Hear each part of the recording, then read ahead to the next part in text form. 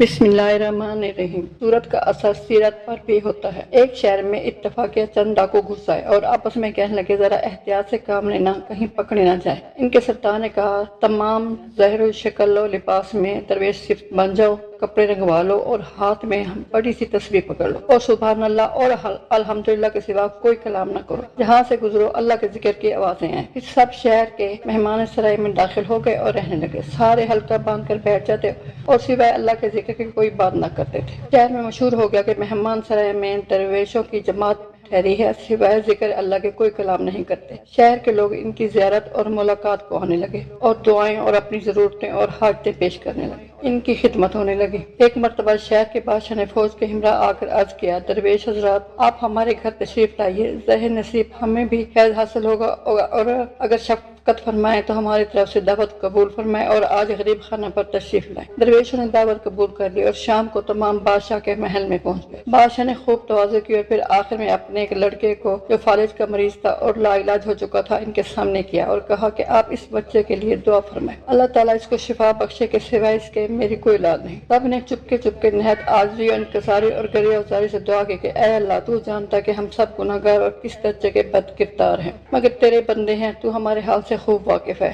ہم تیرے حضور درخواست کرتے ہیں کہ جیسے تو نے ہمارے گناہوں پر پردہ ڈال رکھا ہے، اسی طرح اس لڑکے کو صحت عطا فرما دے۔ تیرا در چھوڑ کر کہاں جائیں؟ ان لوگوں نے ہم سے امید تمام کی ہے تو ہماری عزت رکھنے والا ہے۔ اللہ کی رحمت جوش میں آئی اور اسی وقت دعا قبول ہوئی اور شہزادہ درست ہو گیا۔ بادشاہ نے انہیں بہت انعام دیا۔ اس حالت کو دیکھ کر درویشوں کا پیش بدلنے والا یہ ڈاکو آپس میں کہنے لگے کہ یہ تو ہم نے محض دکھاوے کے لیے، مکر اور دھوکے کے لیے ایسی صورت بنائی اور ریاکاری کی صورت پر یہ نتیجہ برآمد ہوا۔ اگر ہم خالص اللہ کی رضا کے لیے ذکر کرنے والے سچے عابد و ذاکر ہوتے تو نہ جانے کیا نتیجہ ہوتا۔ چنانچہ انہوں نے سب کا زندگی سے توبہ کی اور شہر سے دور ایک جگہ جا پڑے اور سب کے سب ولی کامل بنے۔ سچ ہے کہ سورت کا اثر سیرت پر بھی ہوتا ہے۔